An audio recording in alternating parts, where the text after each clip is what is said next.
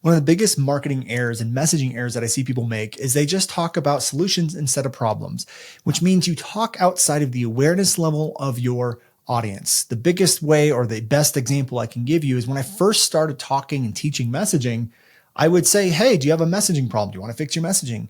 But back then, people didn't know that messaging was the problem, but they knew that content not working was the problem. They knew that they weren't getting engagement. They knew that was the problem. And so I started speaking to that. I started speaking to like, do you have really good content and it's not getting engagement? And all of a sudden my marketing and results started to shift and to change. So what I want to do, because this concept is so important, is to play back an episode 112, where we dive deep into this and we dive deep into what this is and how you can start to overcome it. Now, one of the great things that we have is after this episode for the next 3 weeks, we're going to show you how you can start speaking from problem and building a bridge to get people to the solution. We're going to start to show you how to recognize what a problem is, what their awareness is over the next 3 to 4 weeks. I'm really excited, but it all starts now, right here with this episode, and then get prepared for the following weeks because we're going to be diving deep into something really special. So keep on listening. Hi, I'm Brandon Lucero, and you're about to experience the new way to thrive in business, entrepreneurship, and life by leaning into who you are, what you love, and standing up for what you want to create. Get ready, because this is where we go against the grain, say no to outdated society norms, and we say yes to change in order to create a happier, more fulfilled world. Welcome to the New Generation Entrepreneur Podcast.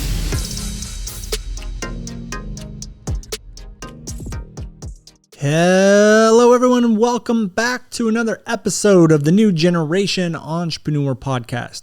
Today, we have a solo episode, which means I'm not interviewing anybody.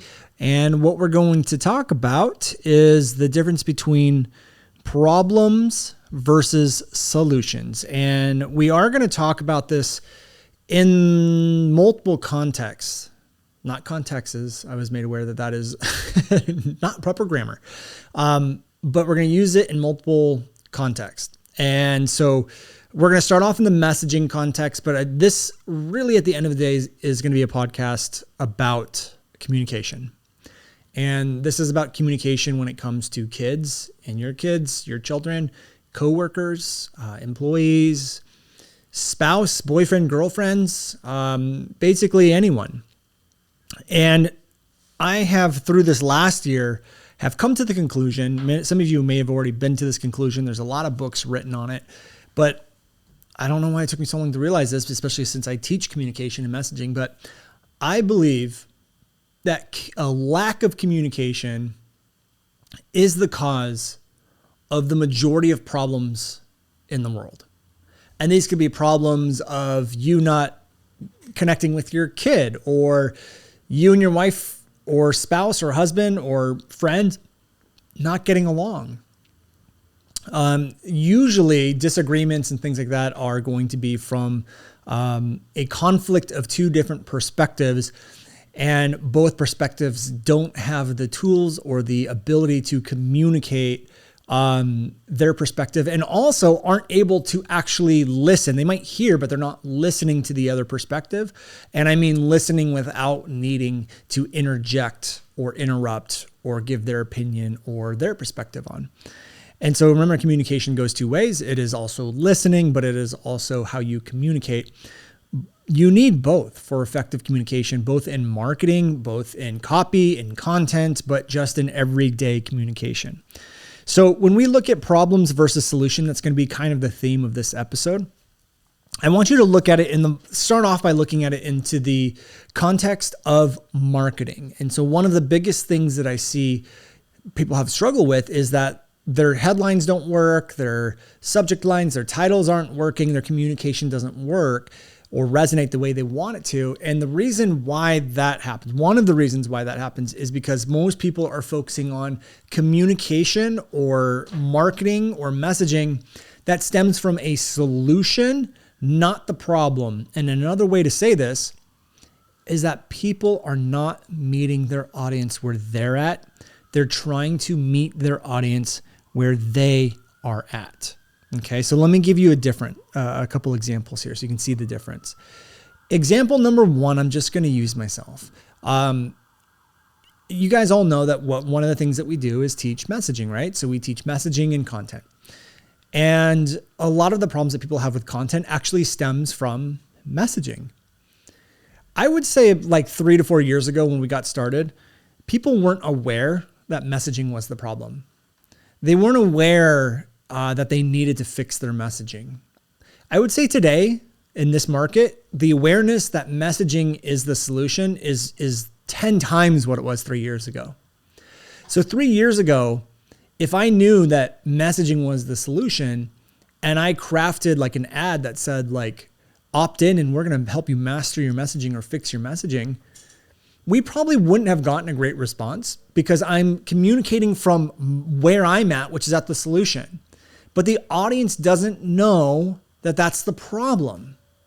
So I want to focus my messaging on where they're at, and where your audience is at right now is at a problem.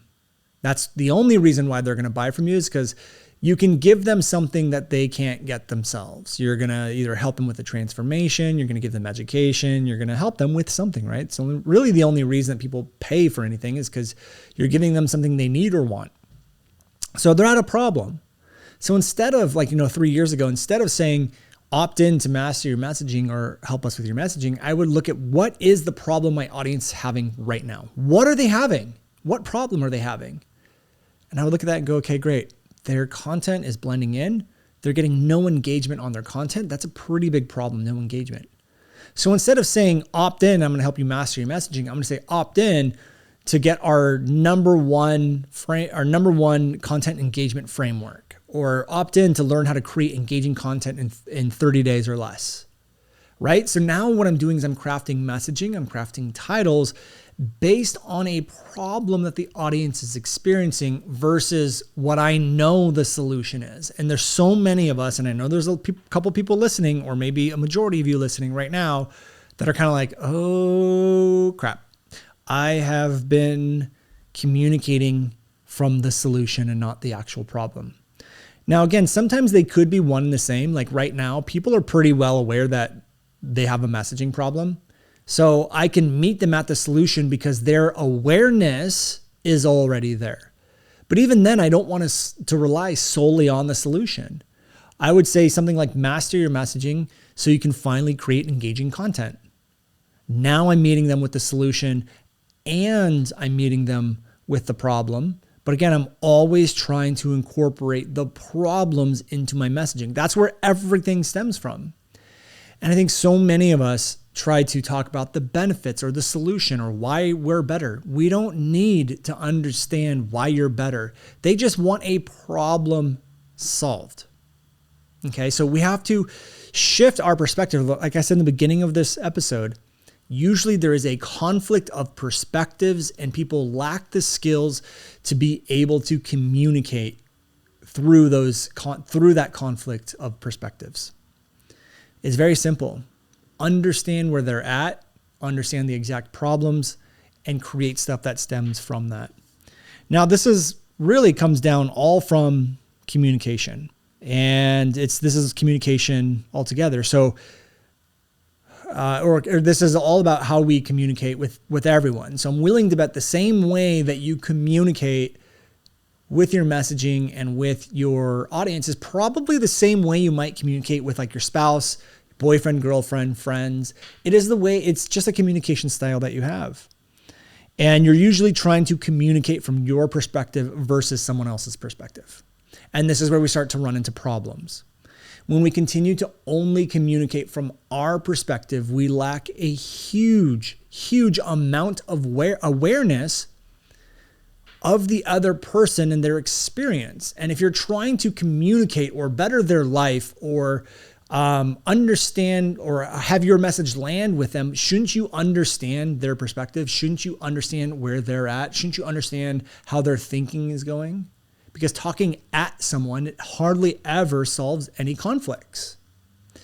When we look at some of, if you get in a fight with, your spouse or boyfriend, girlfriend, whatever, usually what happens is when you make up, like maybe you guys are yelling, you're saying your perspectives. When you make up, what usually happens during the makeup talk is an understanding or at least a hearing out of their perspective. Here's how you made me feel. I'm sorry I didn't see it that way.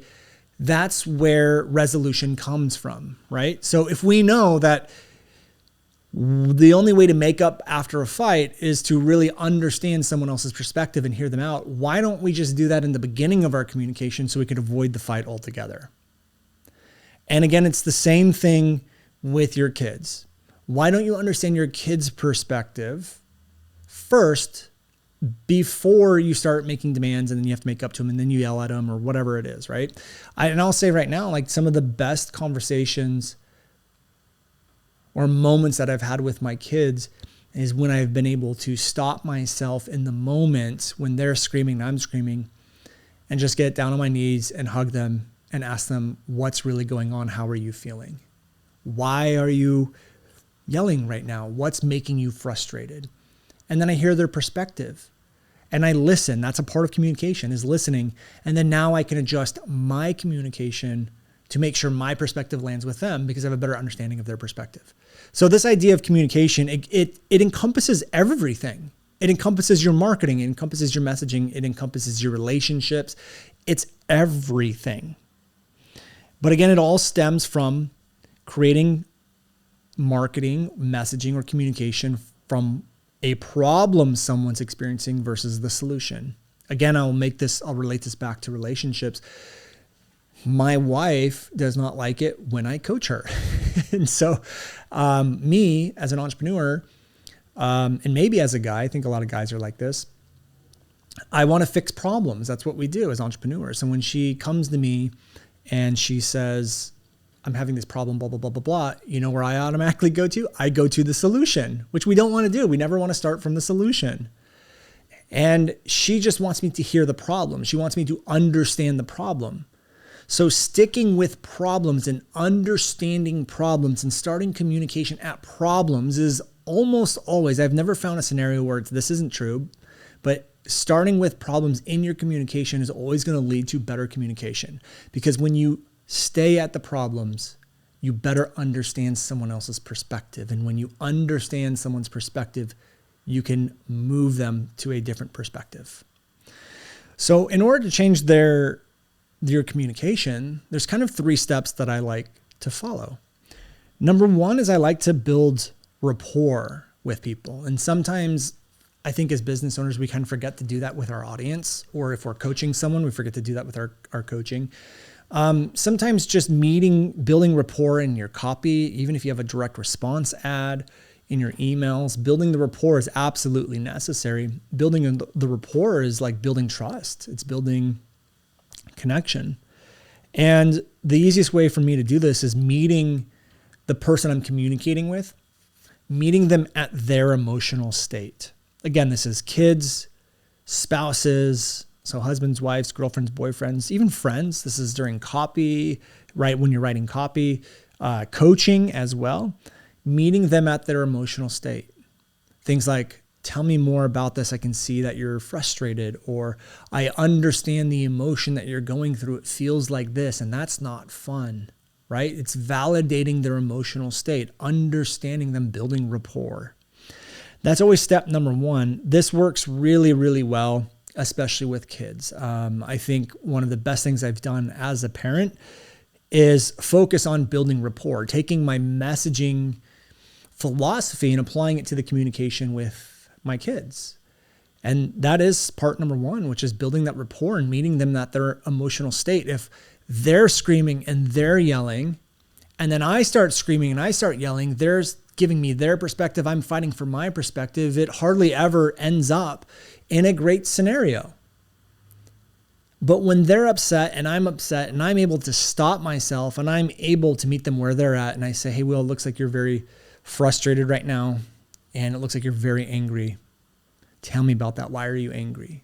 I understand that you're frustrated. Tell me about that. It shifts everything. It shifts their language. It shifts their body language. It shifts their energy. It shifts their focus. And that moves me to step number 2, is the next thing that I like to do, is to validate it. Validate the emotion. Yeah, you know what? After hearing that, I would feel very frustrated too. I understand where you're coming from. That is a lot to deal with. You're totally right.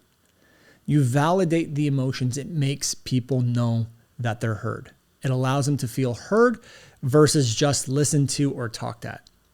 Again, this applies to marketing. This applies to messaging. It applies to everything. So build rapport and validate.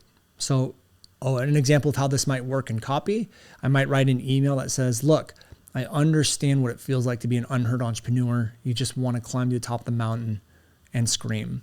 I can help you. Just let me help you. And I understand why that's frustrating. I get why that's frustrating. And I understand the emotions that you're feeling.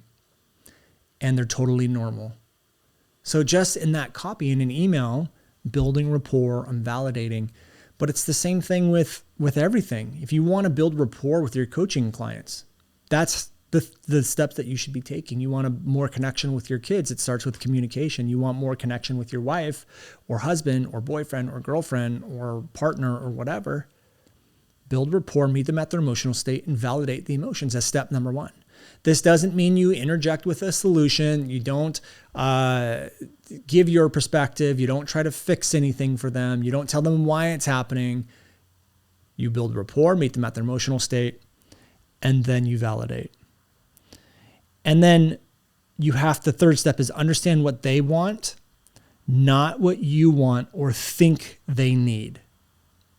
This is listening to what they want and not going to what you know they need or what you want them to know. This one's a little bit trickier, okay? So let me give you an example.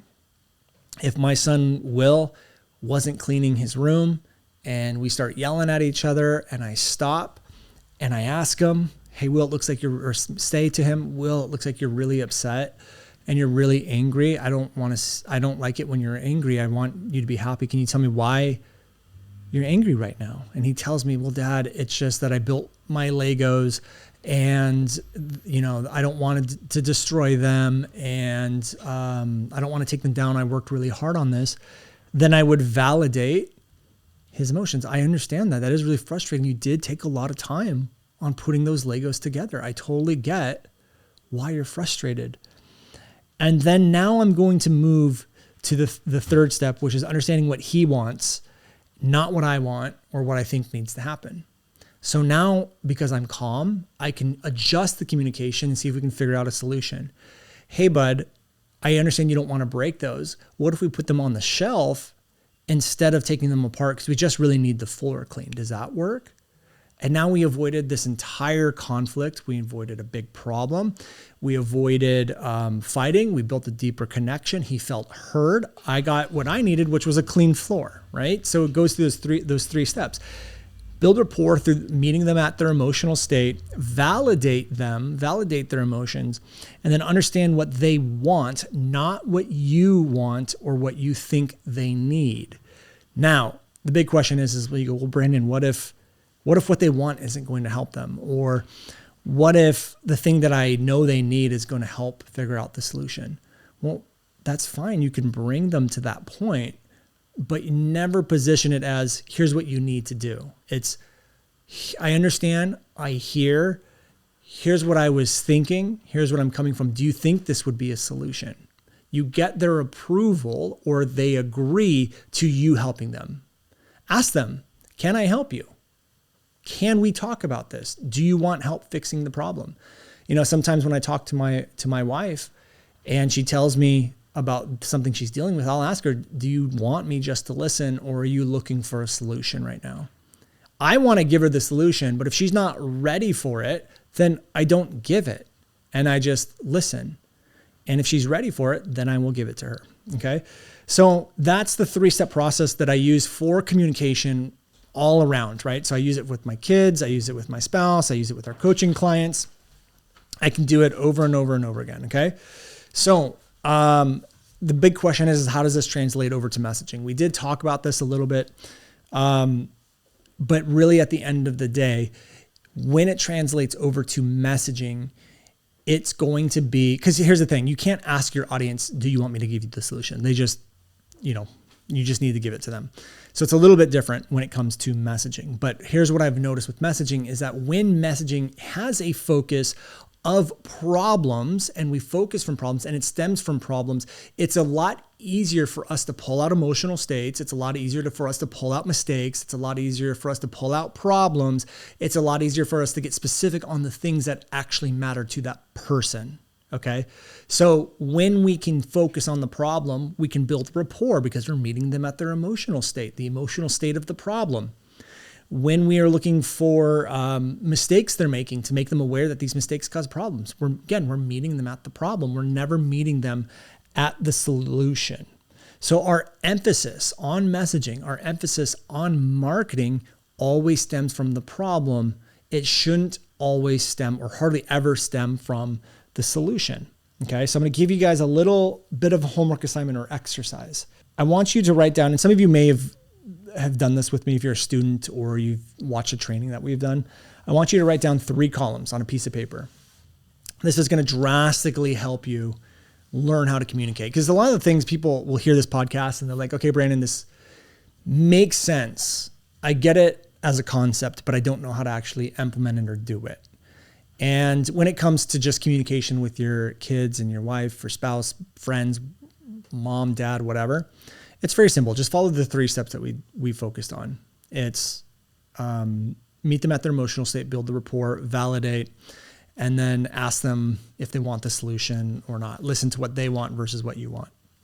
And what's really interesting is usually when you give people what they want, you actually get what you want in return. It's very interesting how that works out. But let's go back to the messaging for a second. So I want you to write down 3 columns. On the far left column, write down problems. On the middle column, title it actions. And then on the column on the right, title it beliefs. Okay, so we have problems, beliefs, and actions. So if you're sitting here going like, Brandon, I have a solution. It's an amazing solution. People need to know about it. I just want to tell it to the world. Great. We're not going to start there. We're actually going to just write down 3 columns. No one cares about your solution right now, right? They just want their problem solved. So write down the problems that your audience is experiencing. I can tell you right now that if you can't tell me 3 specific problems that you solve for people, you have messaging issues or your messaging can be improved because all messaging should stem from problems because that's what you solve for people.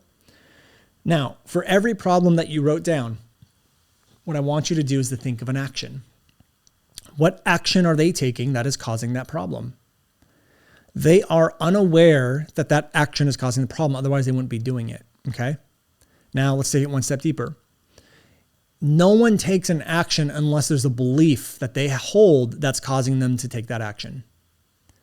So if there's problem number 1, there's an action that's causing problem number 1, but then there's a belief that's causing that action to happen in the first place. So let me give you an example.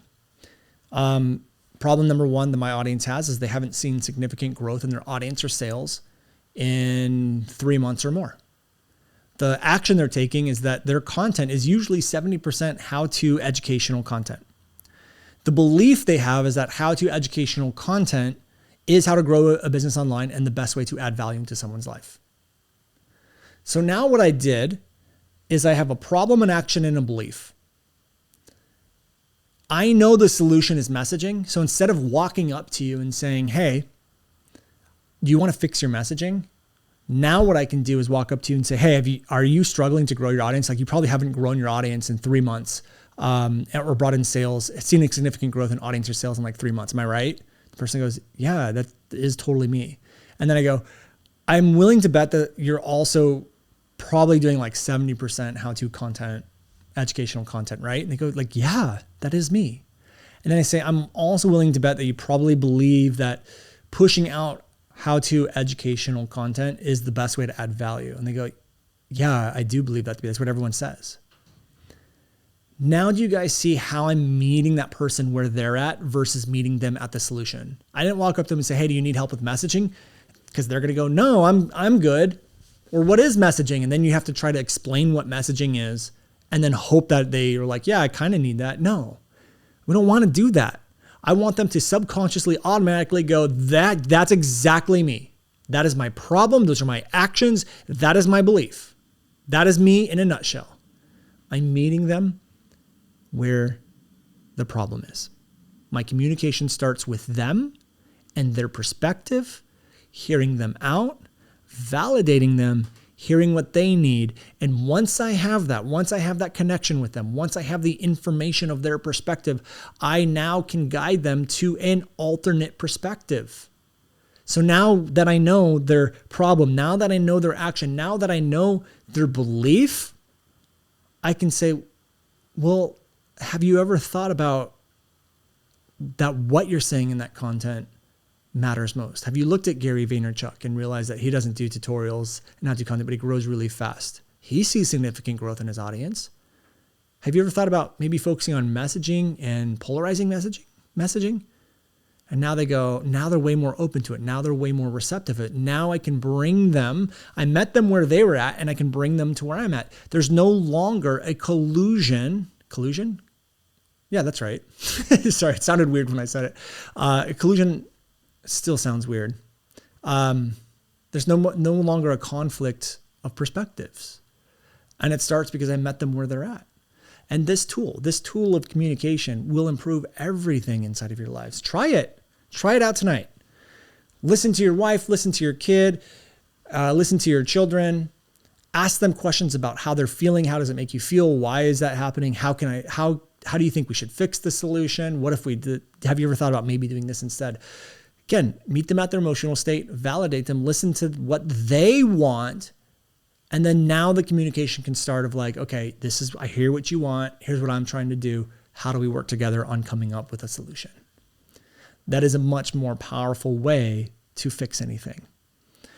Now, this also works with employees, right? So like how you work with employees or team or contractors. Like one of the biggest things that I had to deal with building a team is because I never had a team before, is how do we start to communicate with them when something needs to get fixed without demoralizing them or, keeping morale up high. Because here's the thing, like your team's not going to do everything perfectly. And you're not, just like you're not either, right? You're not going to do everything perfectly. They're not going to do everything perfectly. There's going to be things that need to get improved on. So how do we start the communication with bringing that up? It's the same process. Meet them at their emotional state, validate, understand what they want or what they were thinking, and then now we can move to a middle ground. So, if my team had a really good marketing plan that they were going to deploy over like 90 days, and I look at that and I see some big red flags or things that I don't want to do, but I know they spend a ton of time on it, I'm going to meet them at their emotional state. I'll say something like, look, guys, it looks like you guys spent a lot of time on this. It looks like you're really excited about it. And it looks like you're really proud of this as well. And you should be, because this took a lot of work. So I'm moving into the validation. This took a lot of work. And I really, really appreciate all the hard work that you put into this. And now I'm going to move into the last step, which is understand what they want. But what it looks like you guys want is you want to be as successful as possible. You want this to really work out. You really, really want this to produce these types of results. I actually think we might be able to adjust this to help you guys better reach those results. Here's what I'm going to recommend. And I'm going to be pretty firm on this just because of my past experience has guided me to led me to knowing that this might not work very well. This idea that you had here. So can we adjust it there? What do you guys think? Yeah, sure. We can adjust it. Or no, we still think this is the best way.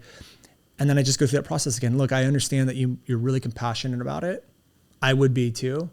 I'm just going to have to put my foot down on this one. We can do other things because I just going with my intuition and blah, blah, blah. But again, I appreciate the hard work and I'm really lucky to be able and grateful to have amazing employees like you. And so that style of communication builds the rapport. It keeps people happy. It starts to dismantle, again, the conflict of perspectives. Now, my team is probably going like, Brandon, you never talk to us like that. But I have started to. And the reason why I'm bringing this up and the reason why I know this works is because this is now the way that I've starting to communicate with my family, with my wife, and even with some of the employees on the team as well. And that's been my biggest struggle over the years is just not understanding how to communicate. And I've always wanted to communicate from a solution first or my perspective first, or from my emotional state first. Those are usually the three defaults that I would go to. And I've learned and seen the damage that can have on a relationship, a marriage, with your kids, with your employees, with the team, them being demoralized. I just see the damage that happens when we have such a lack of communication, because people are holding too tightly on their automated responses, their emotions, and their perspective. But ironically, what happens is when we can learn to let go of those, our relationships and even the relationship we have with our audience starts to bloom. And ironically, again, is you start to get more of what you want. When we focus on our customers or our audience first and we meet them where they're at, a much bigger rapport and connection is built. And what do we get on the back end? We get happy customers who trust us. The audience starts to convert into actual customers. So by letting go of our perspectives and meeting them where they're at and changing our emotional states and letting go of our perspective to better understand and having that in our communication actually yields more results of what we want. Like the same thing with your spouse. You want your spouse to try something new, like go play tennis or something, and they don't want to. And you start that communication and you better understand and you listen, and they're happier and they're more connected. They're 10 times more likely to then be open to things that you might want too. Like, yeah, let's go give tennis a try. I don't know, maybe I'll like it. So again, this all comes from me experiencing those problems and learning how to adapt this into my life. And it has been nothing but amazing. And it's the same concept, but you can use it in all areas of your life, including messaging. So remember to start with problems, understand people's emotional states, validate them, understand what they want, and then you can start the transition to the solution. And there you go. So that's how we start to focus on problems versus solutions. It's how we change everything. And again, it all stems with communication. So if you enjoyed this episode, let me know. And if you try this out, let me know. Like, send me a DM, tag me on Instagram, or do whatever, because I would love to hear how this has improved your communication or relationship with your kids, spouse, audience, team, or whatever. So let me know, and I'll see you all on another episode of the New Generation Entrepreneur. Hey guys, thank you so much for checking out another episode of the New Generation Entrepreneur Podcast. If you enjoyed this episode, go below, hit the subscribe button, and make sure you click on that bell icon and get notified every time we drop a new episode. Now, if you're looking for the show notes, we have them linked underneath this video, as well as our social media handles and some links to free training and offers that we drop from time to time to help you guys even further. So go check those out if you're interested, and thank you so much for tuning in to the New Generation Entrepreneur Podcast.